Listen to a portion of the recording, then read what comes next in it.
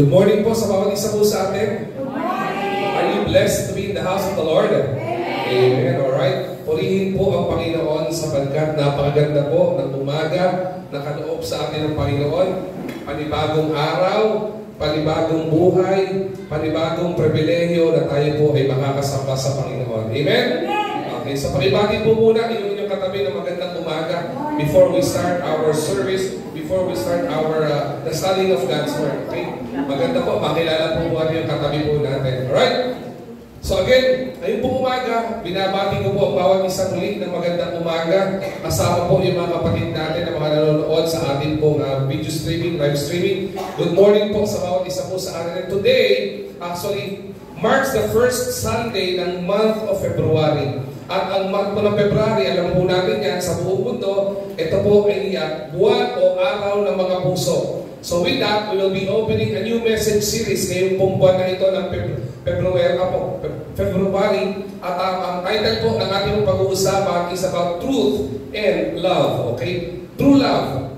True love is about truth and love. And allow me to share the word of the Lord ngayong pong umaga sa inyo. And I would like to be sharing with you the word at pinamagatan po natin ito ang foundation of true love, and it is supposed to be rooted in Christ. So ngayon po umaga ito, meron po talang kahit dalawang verse, team verse na papasahin, na pag-aaralan at ibabahagi po sa inyo. And I hope and I pray na ito pong message series na ito ay maging pagpapala po sa atin. Maintindihan natin yung kanong kahalagahan ng katotohanan at maintindihan din po natin yung kanong kahalagahan ng pag-ibig. Okay? So if you have your Bibles with you, may I request everybody to please open your Bibles with me in the book of 1 John. Okay? 1 John chapter 4, verse 9 to 10, and Ephesians chapter 4, verse 15. Babasahin po natin yan. So, nandun po sa screen naman po yan. Okay? So, I would like to request everyone to please rise as we give reverence to the reading of God's Word. Ngayon po umaga ito. Alright? Doon po muna tayo sa 1 John chapter 4, verse 9 to 10. Allow me to read the passage to you and just follow me with your eyes. Ito po sinabi ng Bible verse na ito. In this was manifested the love of God towards us, because that God sent His only begotten Son into the world, that we might live through Him. Herein is love, not that we loved God, but that He loved us, and sent His Son to be the propitiation of our sins. Ephesians chapter 4, okay, verse 15. Ito po sinabi, but speaking the truth in love, may grow up into Him in all things, which is the head, even Christ. May the Lord be blessed upon the reading of His word. So madali po tayong lumako sa Panginoon sa pananalangin. Let's ask Him to guide us as we study His word ngayong umaga ito. Panginoon namin dakilang Diyos, maraming po salamat sa umagang itong kaloob niyo po, Panginoon, sa amin. Salamat po, Panginoon, sapagkat simula pa lamang at paninimula pa lamang po, Panginoon, ang gawain ngayong linggong ito. Alam po namin nangungusap ka na dakilang Diyos. Magmula sa prayer time, sa deklarasyon ng pagsamba, sa pag-awit ng choir, hanggang sa pag-awit, Panginoon, namin ng papuring awit sa iyo sa praise and worship, dakilang Diyos. We are feeling the presence of your Holy Spirit, Lord God. At ang dalangin po namin, patuloy po namin maramdaman yung pangungusap ng iyong banal na Espiritu ngayong umagang ito. Bless the message series, Lord God. May your word, Panginoon, na maririnig namin ngayong umagang ito ay makatulong sa amin, Panginoon, sa aming pamumuhay araw-araw bilang isang Kristiyano at bilang anak mo, dakilang Diyos. And again, Lord God, itinatalaga po namin ang pag-aaral yung salita ngayong umagang ito sa pangalan ng Jesus. Amen at amen. Mari na po tayo magsipo. Alright? Again, ang pag-uusapan po natin is about true love or truth and love. Everybody in this world is searching for true love. Diba? Sino pong hindi naghahanap? Or one way or the other, we've searched for true love. Naghanap tayo ng totoo na pag-ibig. Naghanap tayo ng genuine na love. Naghanap tayo ng authentic na love. And iba po sa atin, up to this very point in time, we are still searching for that true love. Na hinahanap pa rin natin siya hanggang ngayon. Marami po yan. And we keep on searching for this true love. Kung po pwede nga lang pupuntahan sa mall at bilhin yung true love, baka po pwede natin gawin no? But the truth of the matter, hindi po natin siya makikita sa mall, hindi po natin siya makikita kung saan-saan. Bakit po? Because people everywhere, as we search for true love, as we search for authentic love, ang tanong ay ito, ano po bang ibig sabihin ng true love? Okay? We all search for love that is not conditional or self-serving. But the hard truth is this, the world, yung ginagalawan po nating mundo, offers love that disappoints. This world offers love that leaving hearts empty-handed. Okay? Leaving us longing for something that is real. Yung mararamdaman natin. Sabi po, I would remember po, when I was still in Bible school, sabi po ng aking mga professor, alam mo, yung pagmamahal, ay mga pastor, madaling ipakita yung pagmamahal sa miyembro. Pero yung totoo, makikita at mararamdaman ng miyembro kung totoo yung pagmamahal mo sa kanila. Totoo, marami mo po pwede magsabi ng I love you.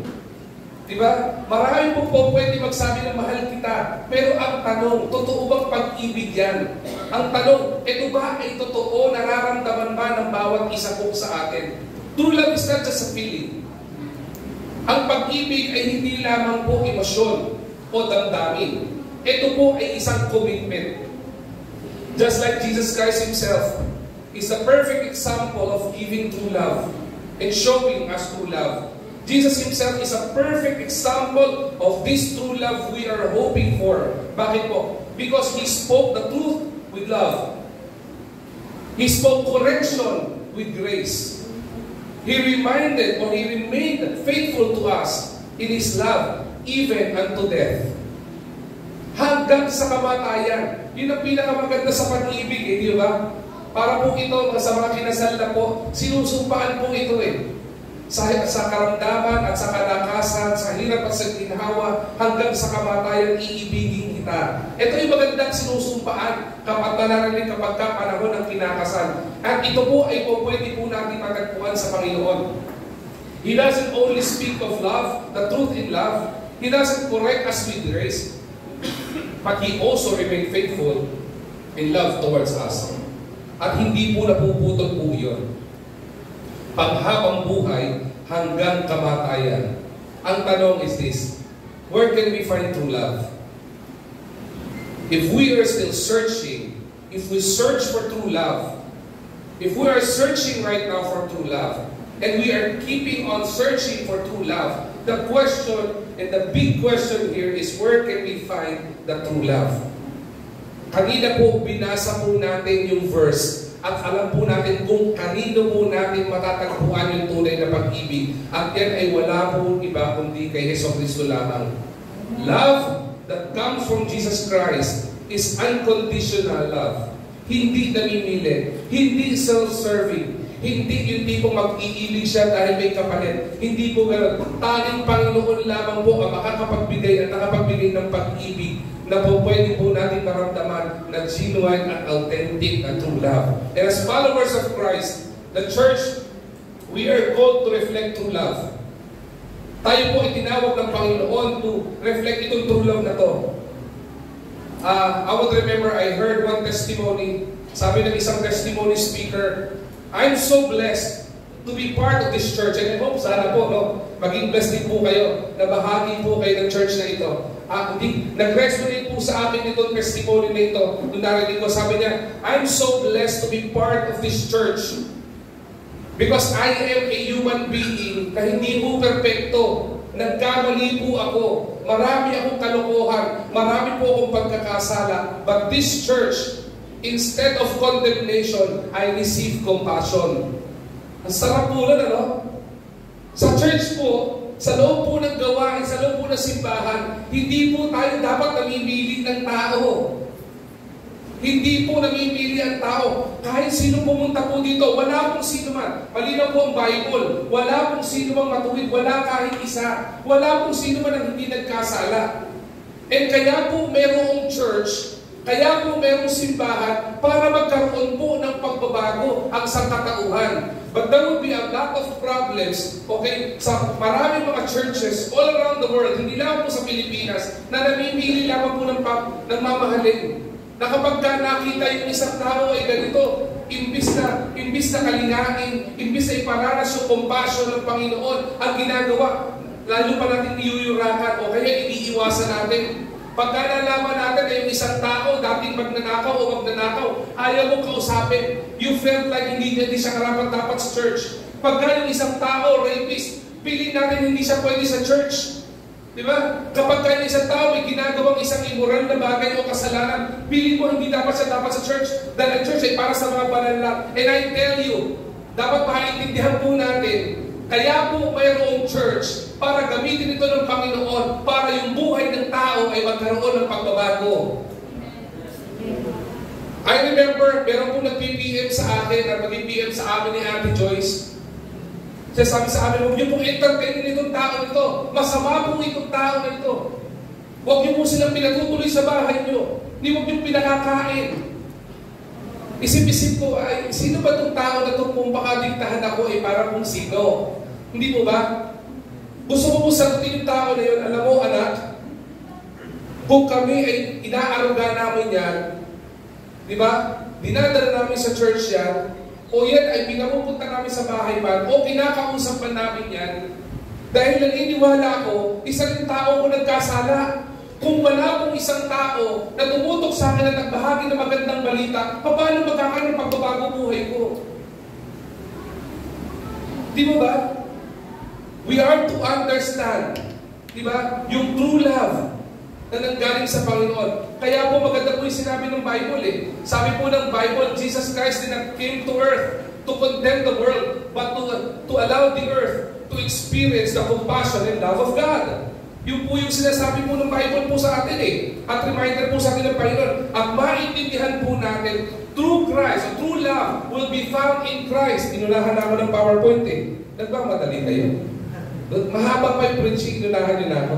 Okay. Anyways, kapalan tayo. Foundation of true love. Sabi po natin si Jesus Christ lamang ang po pwedeng magkaloob at magparamdam ng tunay na pag-ibig. Ay makikita po natin love, okay? Maintindihan natin, love is demonstrated by God.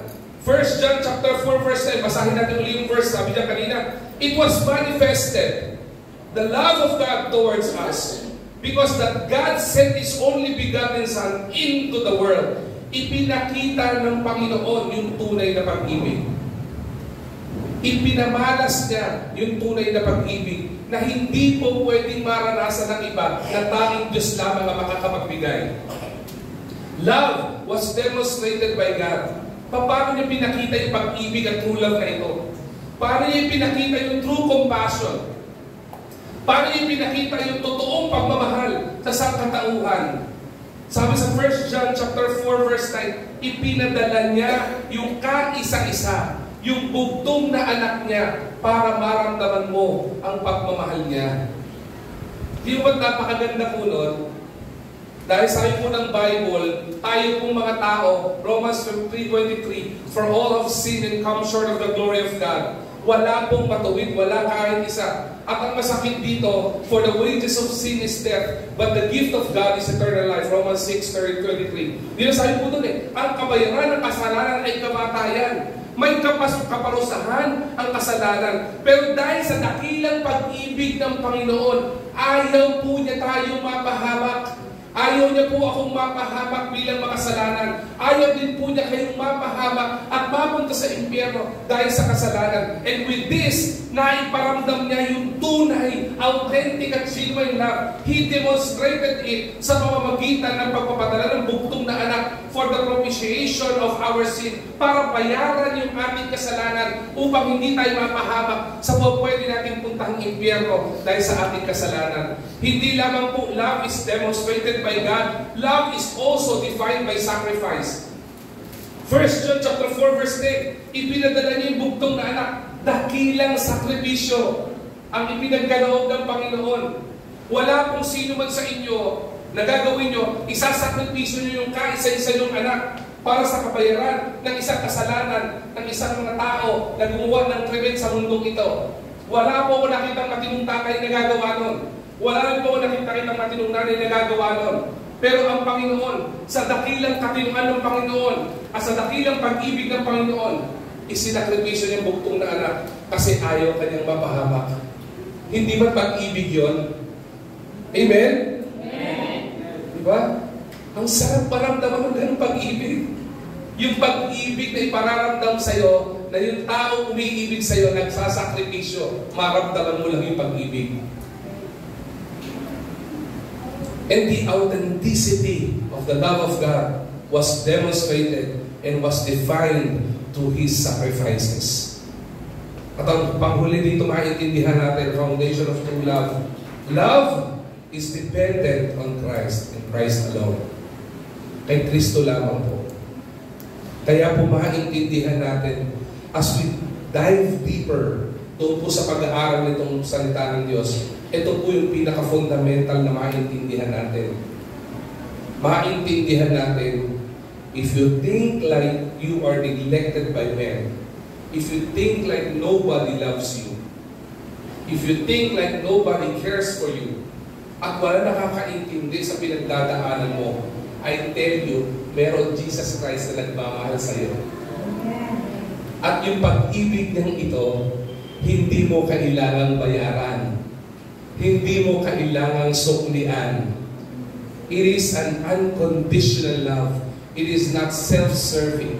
It is authentic and genuine. Ang sarap po lang. Amen? Amen. Parang hindi nyo nararamdaman ha. Ako ramdam na ramdam ko po yun eh. Maganda pong maintindihan natin. Let these 3 points sink into our minds and into our hearts that we are so privileged enough. Sino ba naman po tayo para po paranasan ng Panginoon ng dakilang pag-ibig niya? And before I dig deeper, natutuwa po kahapon, I was here yesterday, sa atin po mga young people, yung youth service po nila, I'm so blessed to see them. Not only because they're growing, not only because they are growing bigger. What do you mean bigger? Nagtatabaan po sila, hindi po ganon. They're growing bigger. Okay? Ibig sabihin, dumadami po sila. Okay? Pero yung nakakatawa, siguro in the Saturdays that I've stayed in the church kapag po youth service, lagi po ako nakaupo doon sa likuran po na iyon. And I'm always an spectator of what they are doing. I try to guide them, I try to mentor them sa mga gagawin po nila. Pero kahapon, the youth service ministered to me while I'm staying right there. Tumutugtog po sila dito kahapon, may praise and worship. One of the, siguro in my experience, sabihin ko, isa sa pinaka-nakaka-proud na praise and worship na ginawa ng young people na mas talagang solid sila. Eh sa mga young people na nandito, you know what I mean. Pero I was touched and I was moved by the testimony of the testimony speakers yesterday. Kahapon nandito, nag-lead ng worship. Akala ko po concert eh. Hindi guys, yung mga young people. Every Saturday nagko-concert na sila dito. Dati 2 kanta lang, sumasablay pa. Ngayon nagko-concert na sila. Diba? Nandito mo sila. Si Daniel, tama sa kanya sa gitna, si Joseph at saka si Dave. They've shared their testimony.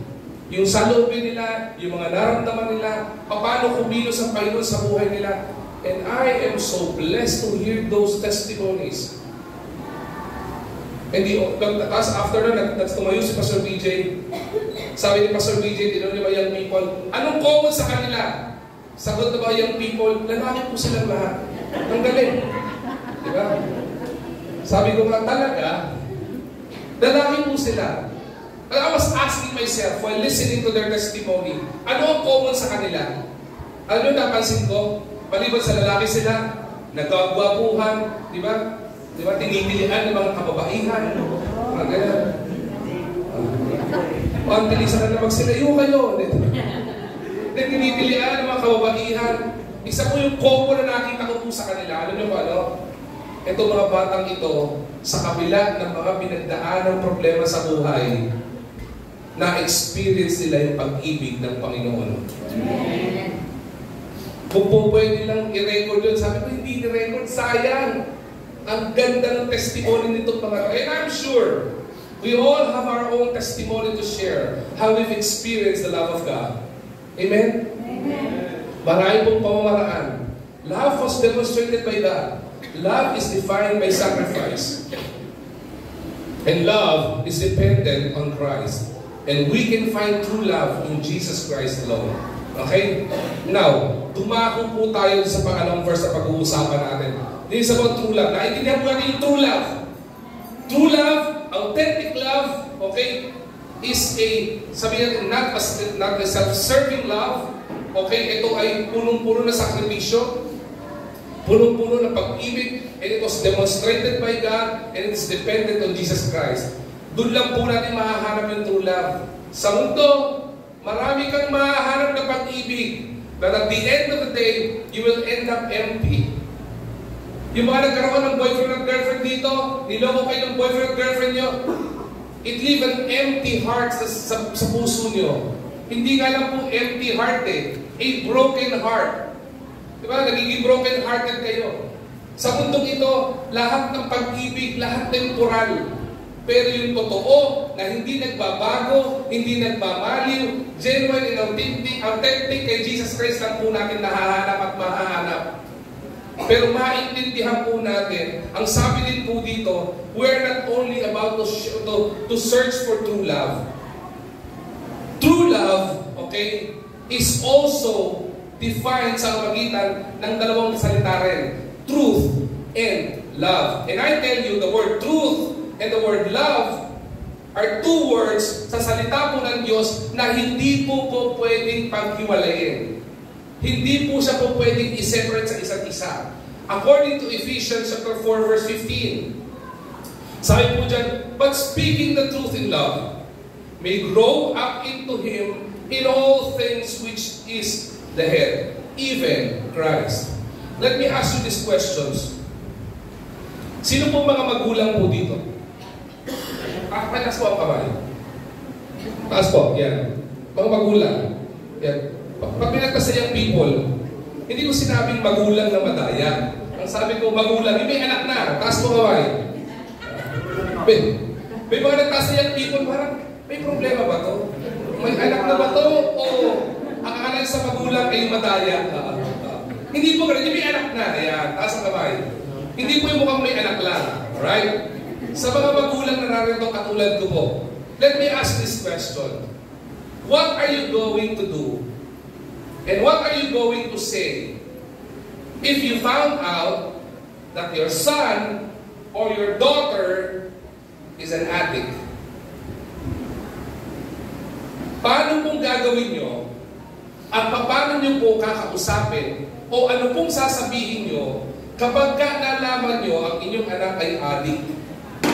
Hindi lamang po sa droga. Marami pong pinagkakaadikan ngayon.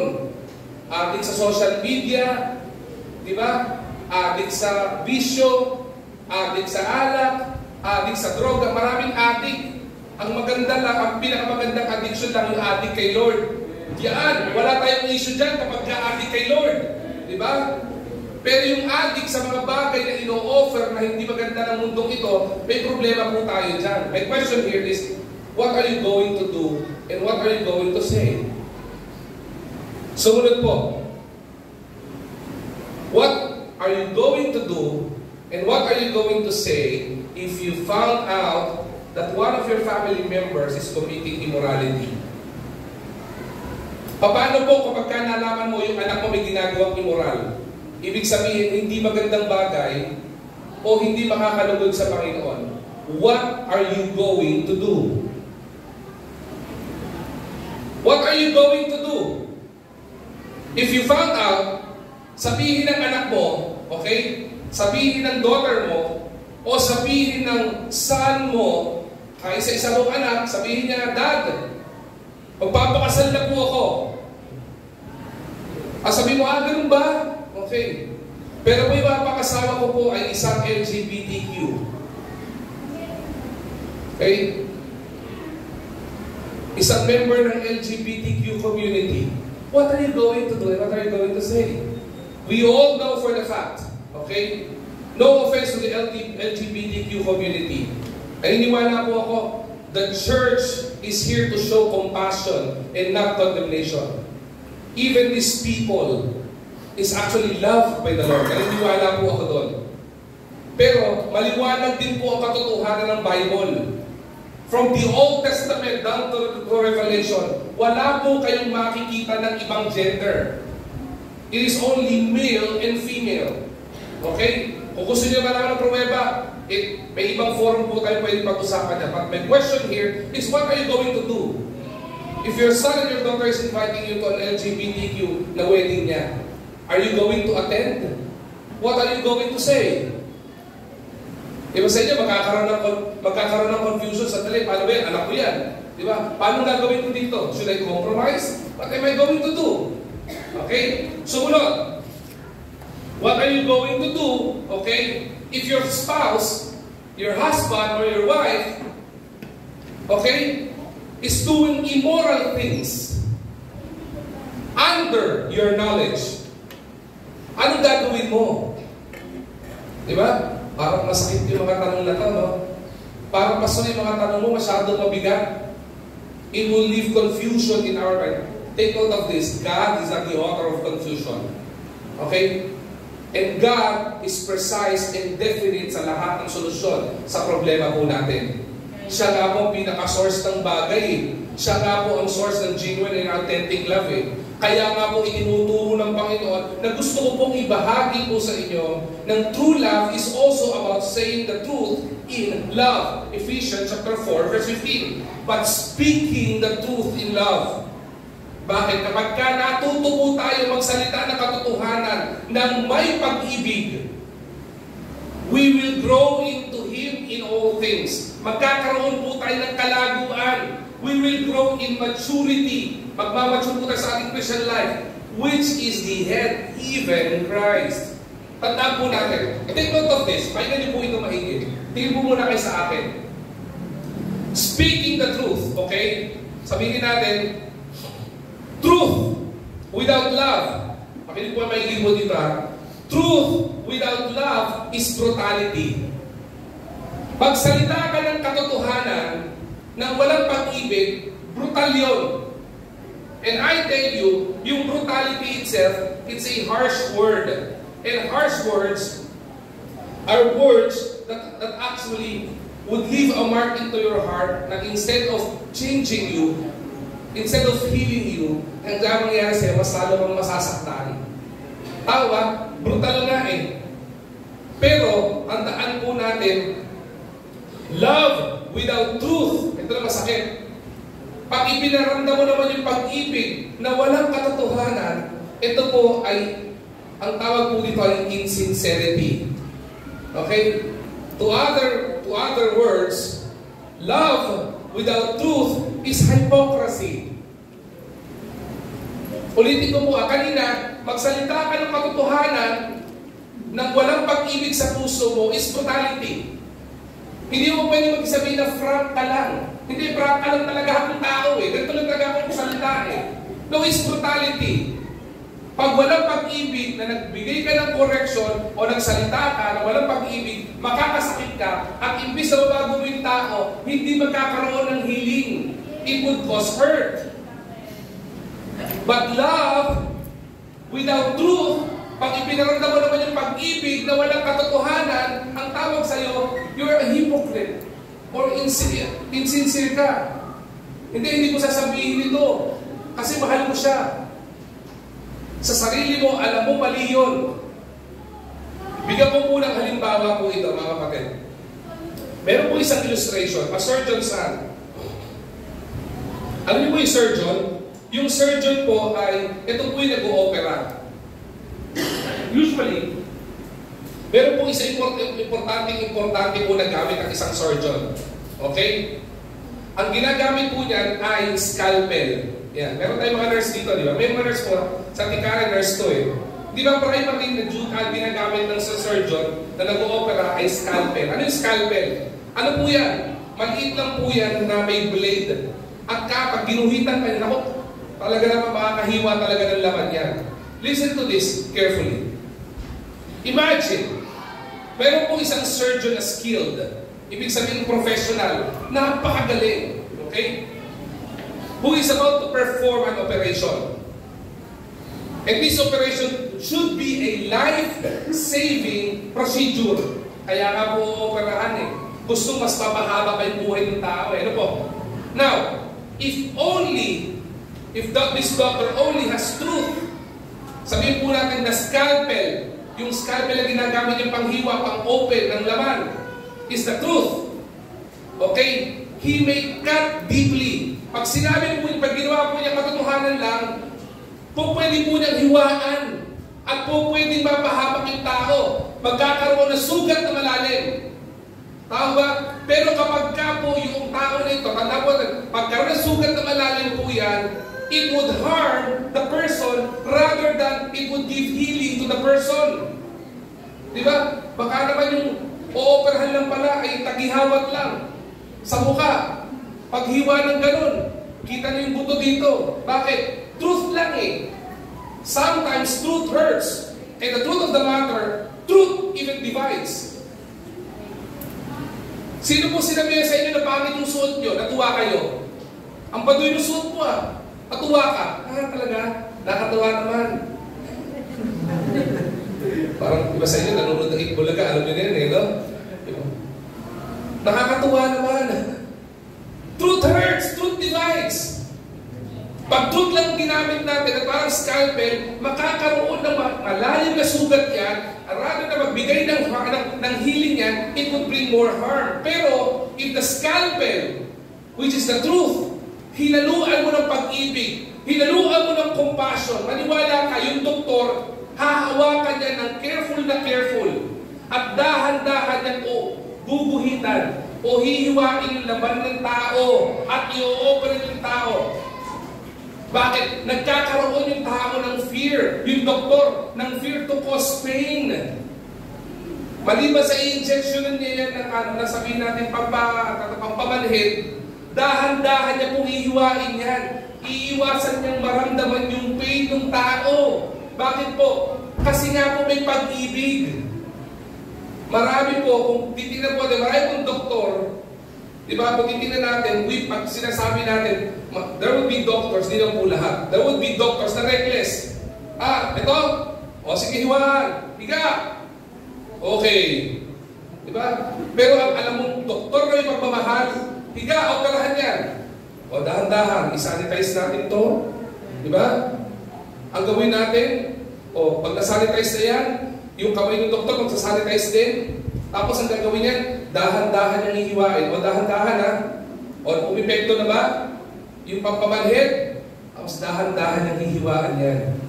At tipong ang pagkakapangyayari ay parang hindi mo mararamdaman yung pain na hihiwaan ka. Yung parang tipong sasabihin mo, tapos na Dok, parang walang nangyari. Bakit? Ginawa kasi with care. Ganun din po sa buhay ng tao. When we speak and when we illustrate truth and love, sometimes we just say the truth. And that's brutality. But speaking the truth in love, you become very, very careful. Because your intention is not to harm, but to heal. Di ba? Tandaan po natin, when truth and love work together, katulad ng isang surgeon, carefully and precisely remove kung ano man yung dapat na i-remove doon sa katawan ng tao, ensure the patient is treated with care. The same way, truth or true love requires both truth and love. Truth to heal and love to bring comfort. Without one, we risk either hurting the others or failing to help them at all. Ulitin ko po ang ganda po nun eh. True love requires both truth and love. For what purpose? To heal. Truth to heal. And love to bring comfort. Yun po ang gusto ng Panginoon sa atin. Without one, we risk either hurting others or failing to help them at all. You can show love without truth. But at the end of the day, you will just show insincerity. You can say the truth without love. But at the end of the day, it becomes brutality. You would hurt the person. You would harm the person rather than healing the person. Kahit na ang intention mo ay maganda, you will harm the person rather than healing the person. Alam mo na tanong ng bawat isa, Pastor, paano mo gagawin ko? How do I speak the truth in love? Paano ko po ba sasabihin yung pag-ibig ng may pagmamahal? Ilang bagay po, ilang points ang share ko po sa inyo. Introduction pa lamang po ito. We have a whole month to talk about truth and love. Okay? Una, maintindihan po natin. Malinaw po ang prinsipyo ng Bible as we declare the truth in love. Unang maintindihan po natin is for us to proclaim the truth boldly. Ano pong sabi ng John 8:32? Then you will know the truth, and the truth will set you free.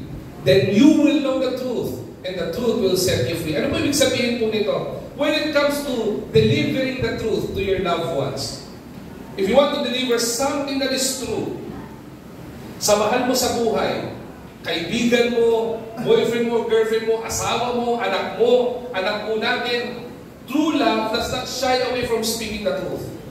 Yung totoong umiibig, hindi po dapat tumatalikod sa pagkasabi ng tama. Hindi po pwedeng sabihin na mahal mo yung tao, pero hindi mo sasabihin yung tama. This is what the Lord Jesus Christ declared. You shall know the truth. Malalaman mo at kailangan mong malaman ng katotohanan because the truth will set you free. Marami pong tao nagiging bilanggo sa kasalanan, nagiging bilanggo sa pagkakamali po nila because nobody share with them the truth in love. Marami pong taong napapahamak at napapahamak kung wala pong magsasabi sa kanila ng katotohanan ng mayroon pong pag-ibig. So kung kapamilya mo yung sasabihan mo, kung mahal mo talaga yung sasabihan mo ng katotohanan, hindi ka dapat nagsashy away. Ang problema po, marami pong mga tao, pag katotohanan sasabihin, natatakot sabihin ng katotohanan. You cannot say you love the person, but you cannot say to him and tell him the truth na kailangan niyang malaman. Anong sabi natin kanina? Truth without love is what? Brutality. Love without truth is insincerity and hypocrisy. Hindi po pwede yun. Truth and love cannot be separated. If you are looking for true, authentic, and genuine love, it requires speaking the truth in love. Hindi po pwedeng paghiwalay yung dalawang iyon. So proclaim the truth boldly. Huwag po tayong matatakot na sabihin yung katotohanan because the truth will set us free. Yun po magpapalaya po sa atin. Love is not about pleasing the people, but leading them to freedom through truth. Ang goal po natin dito, in saying the truth sa pamilya natin o sa mahal sa buhay po natin, kaya natin bibitawan yung katotohanan is not for them to be pleased. Hindi po para i-please sila. The purpose is for us, for them, because we love them so much, gusto natin magkaroon ka ng kalayaan sa pinagdadaanan mo niyan. At para magkaroon ka ng kalayaan sa kasalanan o pinagdadaanan mo niyan, the truth will set you free. And how will this person know the truth if nobody is sharing with them the truth? That is the reason why we are Christians, we are called by the Lord to share the gospel of Christ. Speaking the word of truth sa mga tao. The word of God is life. Diba? The word of God is He Himself. Siya ang buhay, siya ang berbo. Yung po maintindihan po natin. Speak God's truth with courage. Huwag kang matatakot kapag katotohanan ang sasabihin mo.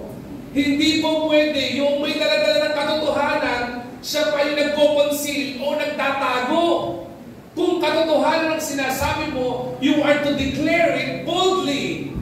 If we believe that the gospel of Jesus Christ, the good news and salvation of Jesus Christ, si Jesus Christ lang ang magiging source ng tunay na pag-ibig ng tao na punong-puno ng sakripisyo, hindi namimili, you are to boldly share the truth. Bakit po? Kaya po maraming tao naka-experience ng pag-ibig at kaligtasan galing sa Panginoon because somebody boldly delivered the word of truth sa kanila. Kung ang anak mo may ginagawang mali, huwag kang matatakot sabihin na mali yung ginagawa niya. Kung pagka yung asawa mo may ginagawang immoral, huwag kang matatakot na sabihin sa asawa mo, immoral yung ginagawa niya. Hindi po pwede magtatago ka.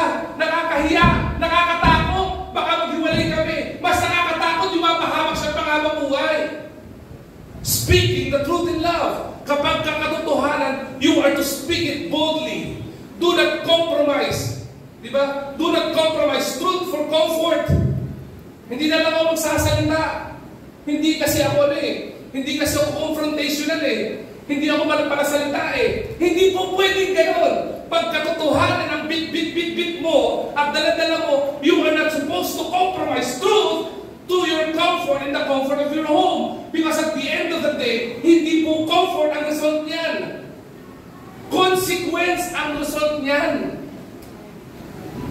Maintindihan po natin, truth proclaimed with love, again, is brutality. Love professed without truth is insincerity and hypocrisy. So when you know the truth, and of the truth that you are holding is based on the Word of God, boldly share it. Huwag kang matatakot. Sumunod po, practicing love genuinely. Practicing love genuinely. Ano ibig sabihin nito? Sabi po ng Panginoon, in 1 John chapter 3 verse 18, Dear children, let us not love with words or speech, but with actions and in truth. Kapag alam po natin yung katotohanan, we are to practice genuine love or love genuinely. Ibig sabihin po na, love is not just words. Love is not just an emotion. Love is not just a feeling. It is a commitment. Ang pag-ibig po, hindi lamang po iyang salita. Maganda po yung salitang L-O-V-E, love. Pero maganda po, according to the Bible, yung love that is with action. The Bible teaches us, let us not love with words alone or speech. Okay? Love is not, let us love in word or tongue, but in deed and in truth. Ano sabi po dito? Sa actions. Pag alam mong katotohanan, dapat ipinamumuhay mo yung katotohanan. Ibig sabihin, pag alam mo yung katotohanan, dapat ipinakikita mo through example yung katotohanan. True love is active, sacrificial, and sincere. Ang totoong pag-ibig, okay, na nagsasalita in love, dapat active ka. Dapat nag-sacrifice ka. Dapat sincere ka. Hindi ka dapat brutal. Hindi pa dapat insincere. Dapat hindi ka rin sabi na, hypocrite. Sabi ng Bible, when we practice love genuinely, show love through service. Show love with kindness. Show love with selflessness. Let your action reflect Christ in you. And let your actions reflect Christ's love. Listen to this carefully. Mga kabaro kong mga magulang na may mga anak na. Hindi po ba't maraming pagkakataon na pinapagalitan, sinisermon na natin ang anak natin sa mga pagkakamaling ginagawa nila? Yung katotohanan, baka po dapat sila natin sarili natin.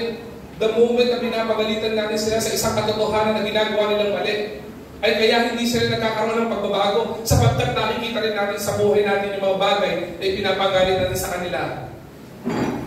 Pag sinabi mo, ikaw adik ka sa ganito, ikaw din adik ka sa ganyan Baka sinasabihan mo yung anak mo, anak, immoral yung ginagawa mo. Hindi, mami, immoral din yung ginagawa mo Practicing love genuinely. Dapat authentic ka. Dapat totoo ang sinasabi mo. You are supposed to practice what you preach. Hindi po pwede yung tinuturo mo, yung pinapangaral mo, hindi nakikita sa iyo bilang isang example. Show love through service, kindness, and selflessness. Let your action reflect Christ's love. When you are saying yung katotohanan sa mahal sa buhay, kunyari, nagkaroon kayo ng diskusyon mag-asawa, may ginawa kang mali, kapag sinabi mo sa asawa yung pagkakamali, bago mo i-deliver yon, ang question, ito kayang gagamitin kong salita, makikita kaya ng asawa ko yung dapat niyang baguhin sa sarili niya? Pangalawa, kapag ka mabinitawan mo itong mga salitang ito, would it cause him hurt or healing? Kapag ka sinabi mo ito sa asawa mo, makikita ba niya yung pag-ibig ni Kristo? Makikita ba niya yung concern ko sa kanya at concern ng Panginoon sa kanya kaya sinasabi ko itong katotohanan na ito? Or baka ang nakikita lamang nila ay sinasabi mo lang katotohanan kasi ito yung gusto mong katotohanan. Hindi yung katotohanan na gusto ng Panginoon para sa buhay mo at para sa buhay ng asawa mo. Magkaiba yun eh. Love is not a proclamation but a practice. Marami po proclamation rally. Salita lang na salita. Lalo na po ngayon. Mag-election na. Maraming proclamation rally. Ito gagawin ko, ito gagawin ko, ito gagawin ko. Love is not a proclamation but a practice. Not just an emotion but an expression.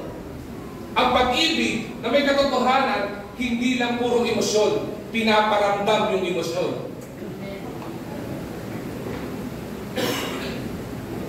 Young people, if you're looking for a partner in life, huwag lang emosyon ang pagaganahin nyo.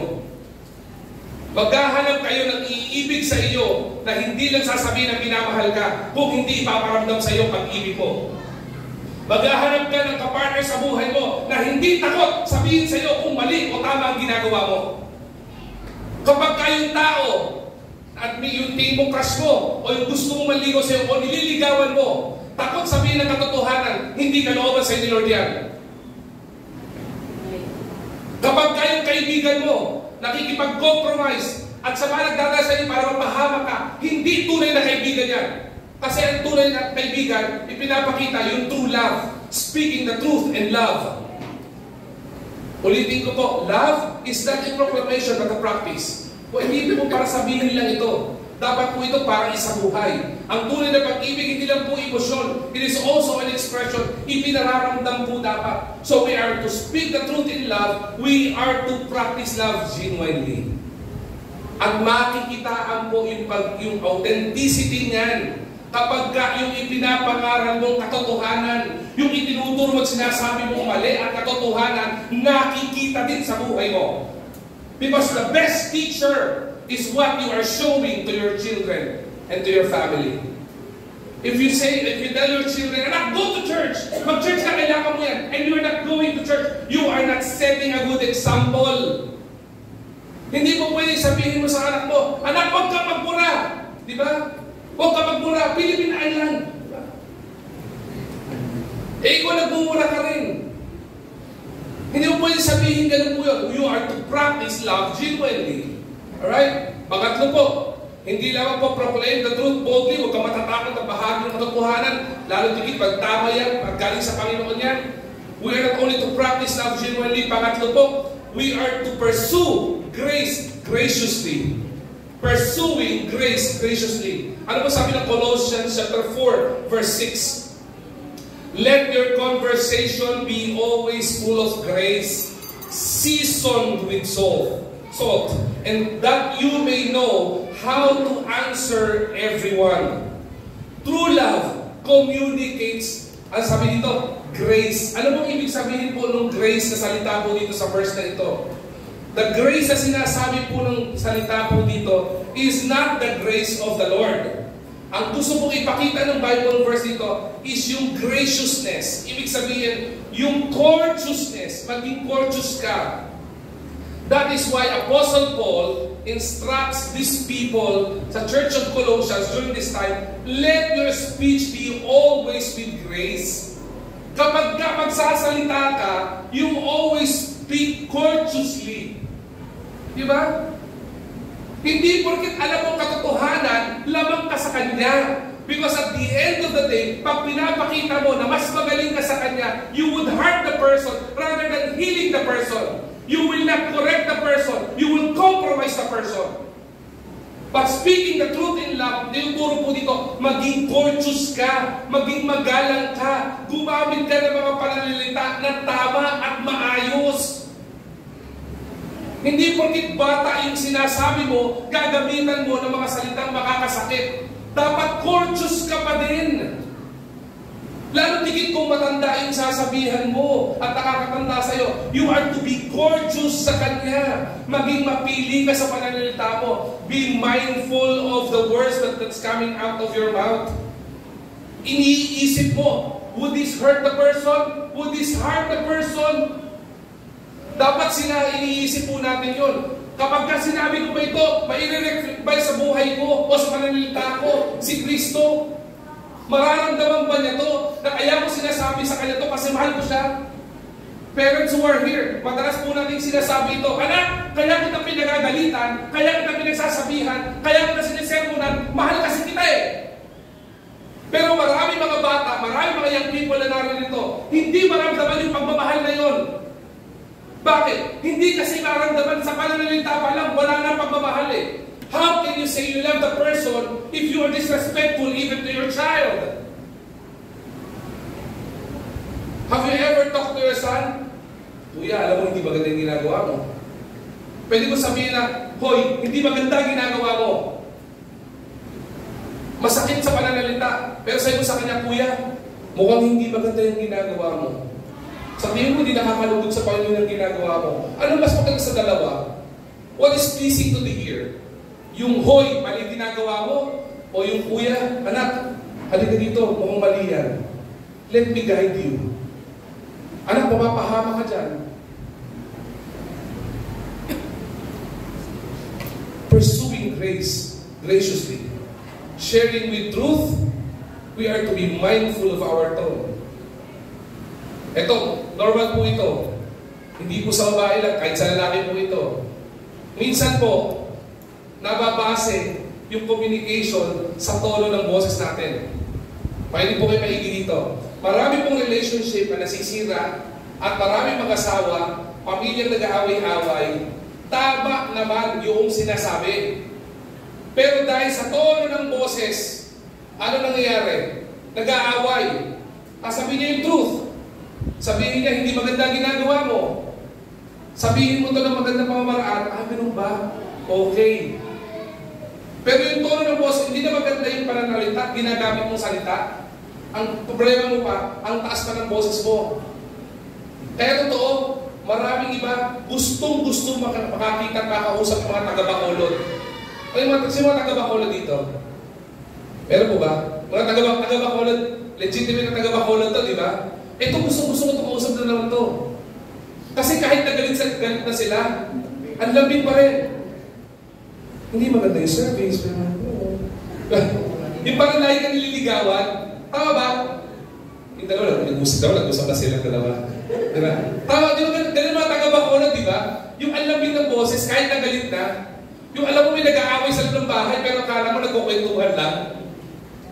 Ano nangyari? Even the tone of our voice affects yung kung sabihin ko natin speaking the truth in love. Ang totoo, if we are to speak the truth in love, we need to ask wisdom from the Lord. Lord, ano ba gagamitin ko salita dito? Ang problema, when we speak the truth, we don't breathe, and we just flow the truth. Bakit? Sasabihin natin, ang sabi pastor, proclaim the truth boldly. Patulan natin. Hindi po ganun.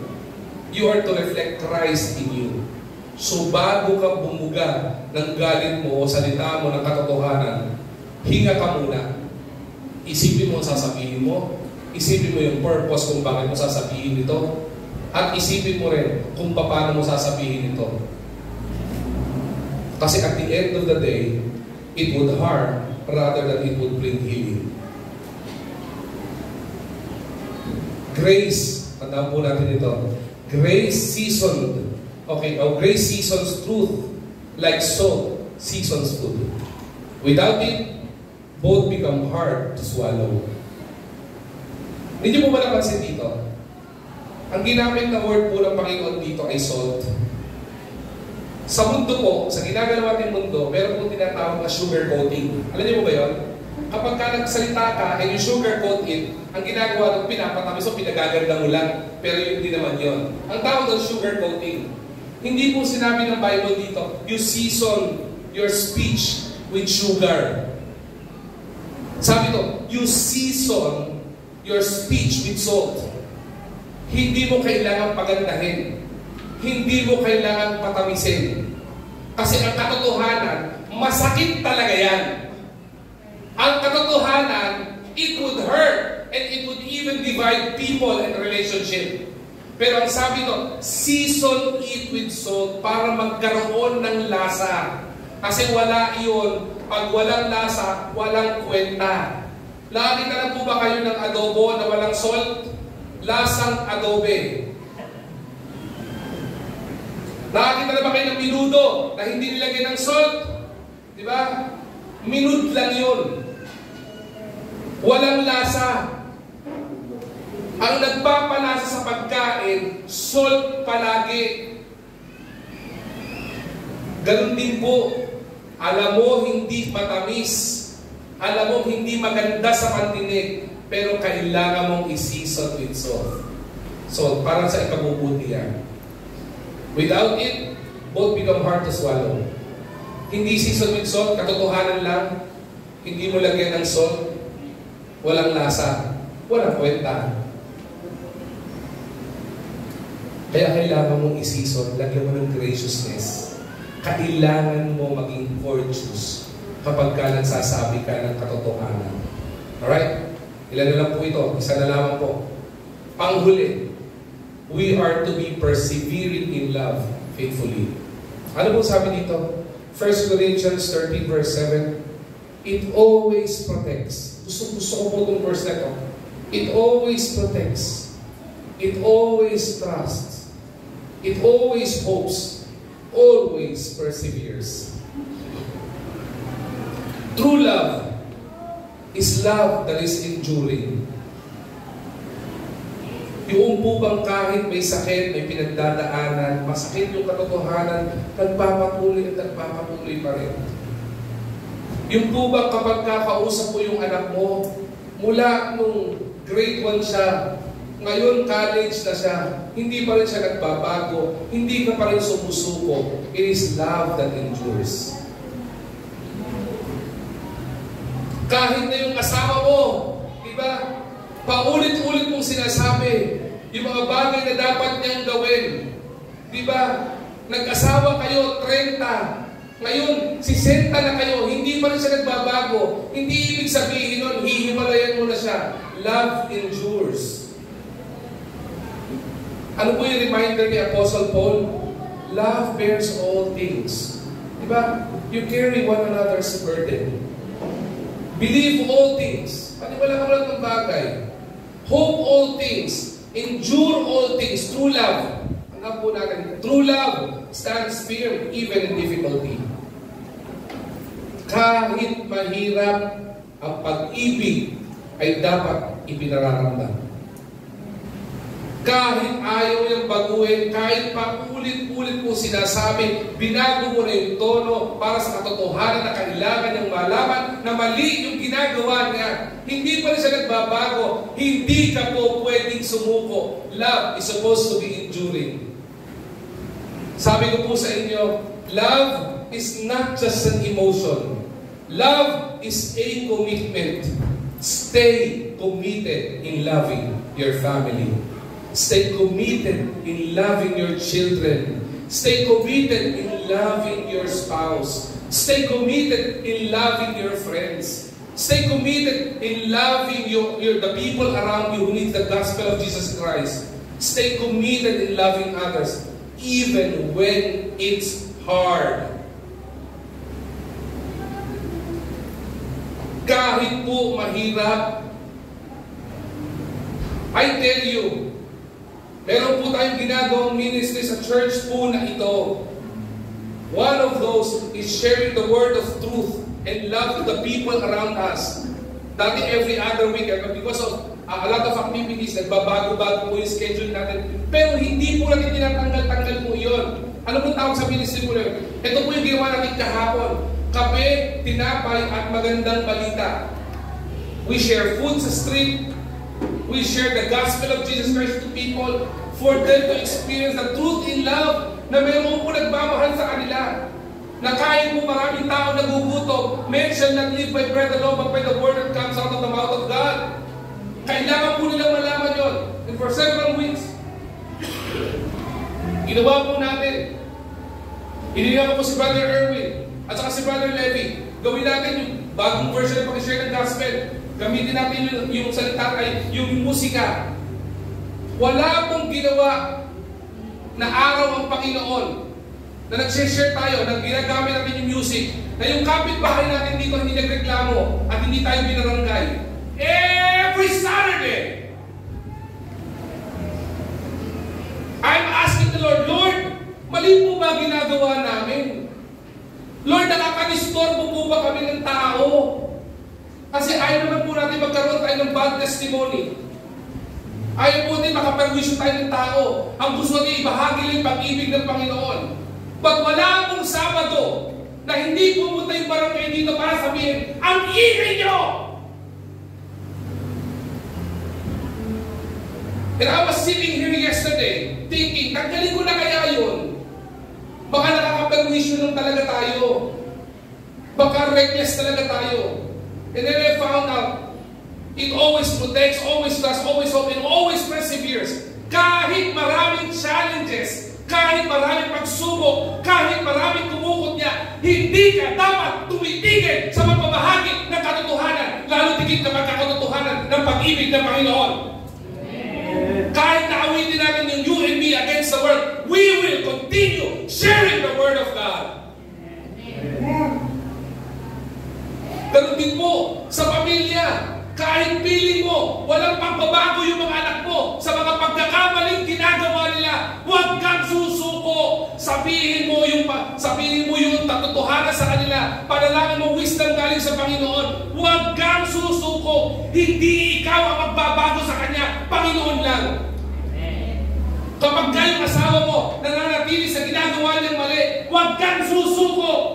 Hindi ikaw ang magbabago sa Kanya. Si Lord lang. In God's perfect time, makaka-experience sa pagbabago niyan. Love endures. It always perseveres. Stay committed in loving others. Stay committed in loving your children. Stay committed in loving your spouse. Whatever things na makita mong kamalian yan, ano ang bakit na nakita mong sitwasyon, always stay in the truth and love of Jesus Christ. Always reflect Christ's patient and persistent love. Bakit? True love is relentless in faith. It is resilient in trials. It always radiates in hope. Ulitin ko po, true love is relentless in faith. Ang tunay na pag-ibig at umiibig, hindi sumusuko sa pananampalataya. Ang tunay na pag-ibig, nananatili kahit na may mga pagsubok. Ang tunay na pag-ibig, nakikita sa buhay niya at nagre-reflect sa kanyang pag-asa na dulot ng Panginoon. When you know that it's the truth, you are to deliver the truth. When the Lord shows you the truth, you are to proclaim the truth boldly. You are to practice love genuinely. You are to pursue, and we are to pursue grace graciously. We are to persevere in love faithfully. Bakit po? Let me end with this quote. True love speaks the truth, serves with grace, and stays with faithfulness. Ulitin ko po. True love speaks with truth, serves with grace, and stays with faithfulness. Manatili po tayo sa ganitong aspeto ng buhay po natin, na maintindihan po natin ang tunay na nagmamahal, nagsasabi ng katotohanan. At hindi lang basta sinasabi yung katotohanan, sinasabi yung katotohanan graciously and courteously. At hindi lamang po sinasabi yung katotohanan graciously at sabi yung courteously, nananatili din po tayong faithful doon sa katotohanan. Hindi po ibig sabihin na yung katotohanan na ito ay hindi nagdudulot ng pagbabago sa gusto mong baguhin at baguhin ng Panginoon. Hindi ibig sabihin ito, hindi na po katotohanan yan. Lalo tigit po niyan ay galing sa Panginoon. Balik natin ulit. Ano sabi doon? Sa hope. True love. Pinakahuli ko rin. Nawala. Okay. Patapos, true love speaks the truth, serves with grace, and staying faithful. Yun po ang maintindihan natin. Sana po February is month of love. Sana po mapuno ng pag-ibig. Sana, sabi nga ng isang awit, sana pag-ibig na lang. Sana po yung mga tahanan natin, wala pong perfectong tahanan. Pero sa biyaya ng Panginoon, kaya niyang punan ng pag-ibig ang tahanan. Wala pong perfectong relationship. Wala pong mag-asawang perfecto. Pero pag pinunan ng Panginoon, ng pagmamahal yan, it would persevere. Children, I know what you're going through. Walang perfectong mga anak. Pero hindi ibig sabihin, magbababad ka sa kasalanan mong yan. Children, young people who are here, kapag kayo mga magulang nyo, sinisermonan kayo. Huwag nyo tingnan yung sermon ng magulang nyo dahil gusto lang kayo pakaralan. Gusto lang yung pagalitan. Hindi kayo sinisermonan ng mga magulang nyo dahil gusto kayong i-humiliate ng magulang nyo. Gusto kayong pahiya ng magulang nyo. Kaya kayong pinangakaralan ng magulang nyo. It is not for you, for your humiliation. It is for your healing. Para mapabuti ka. Walang matinong magulang na magtuturo sa anak niya ng ikapapahamak niya. Mga mag-asawa, alam ko may mga gusto kayo makita sa mga asawa nyo. Gusto ko sabihin nyo sa sarili nyo na bago nyo sabihin yung mga imperfections ng asawa nyo, imperfect ka din. So kung may sasabihin ka na pagkakamali niya, dahil imperfect ka, maging gracious ka. At kung ikaw naman ang tatanggap ng bagay na yun, intindihin mo din na kaya sa'yo sinasabi ng asawa mo yan, hindi dahil kaaway mo asawa mo. Kaya sinasabi ng asawa mo sa iyo ang pagkakamali mo, kasi mas masakit yan kapag ka narinig mo sa ibang tao. Sinasabi niya yan kasi mahal ka niya. Church, we are to be compassionate in this church. The door of this church is open to all sinners. Magnanakaw, rapist, gangster, drug addict, kahit sino ba. Bakit? The Lord did not come to earth to condemn the world, but to show compassion. Lahat po tayo, maliwanag po ang salita ng Diyos. Lahat po tayo parang basal. We are all filthy rags in the sight of God. Isa lamang po tayong maduming basal. But because of the grace of God, we became pure as snow because of the blood of Jesus Christ. Pag-ibig ng Panginoon. Kaya yung pag-ibig, sabi nila, ang February daw ay fake-ibig. Di ba maganda po yun, no? Ang ganda ng fake-ibig. So siguro maganda po ngayong February, ito pinag-uusapan natin about true love, about truth and love, and sharing the truth and love sa asawa mo, sa kaibigan mo, sa mga katrabaho mo, at kahit sa pamilya mo, punuin mo ng pag-ibig ng katotohanan. Huwag tayo maging restless in sharing the truth. Because being reckless in sharing the truth would harm the people rather than healing the person. But if we will be sharing it, the truth with love, it would reflect Christ's love and concern towards the people. Tandaan po natin, truth without love is brutality. Love without truth is insincerity and hypocrisy. Maintindihan po natin yun. Sana po, ngayong buwan na ito, mahamon tayo at magkaroon tayo ng time to practice sharing the truth and love in our home. Maganda to, in our small groups, matutunan natin to. Madiscuss natin. Not only sharing the foundation of true love, which is Jesus Christ. Love that is demonstrated by God. Love defined by sacrifice. And love that is actually determined by Jesus Christ alone. And He alone can save us. At yung mga point na nabasa natin kanina, baka may iba doon tinamaan. Diba?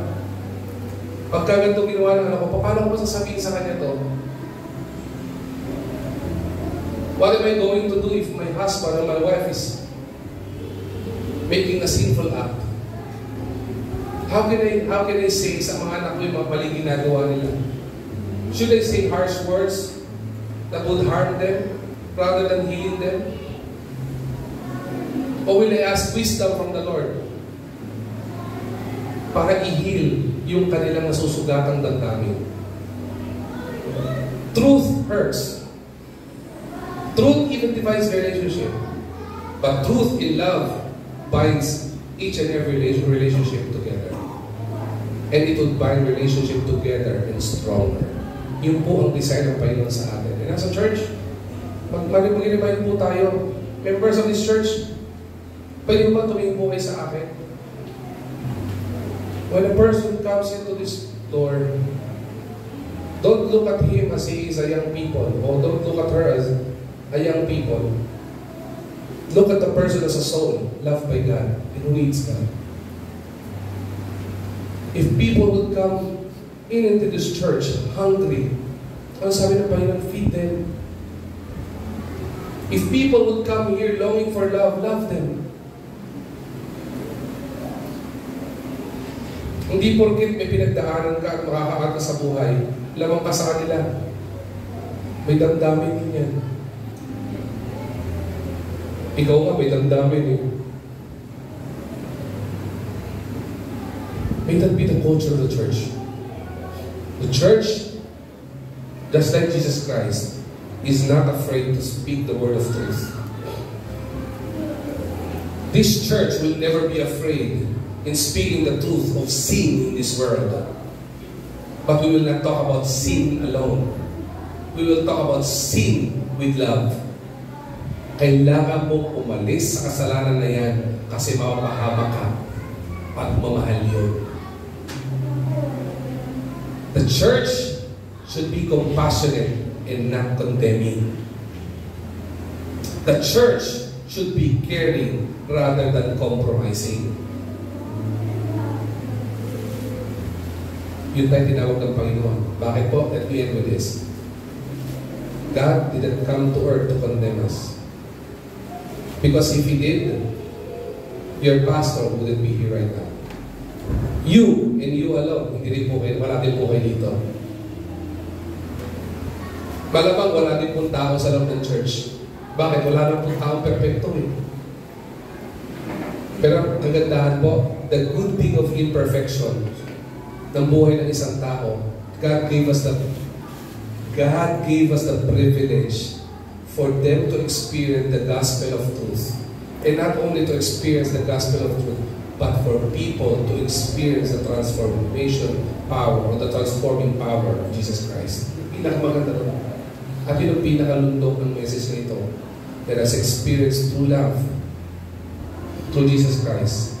And we deliver the truth in love sa mga mahal natin sa buhay. Ang tunay na nagmamahal, nagsasabi ng totoo. At ang tunay na nagsasabi ng totoo, sinasabi yung katotohanan ng may pagmamahal. Tumayo po tayo lahat. Let's pray. Panginoon namin dakilang Diyos, maraming po salamat sa umagang itong kaloob mo, Panginoon, sa amin. Thank you, Lord God, for the abundance of your grace and your word.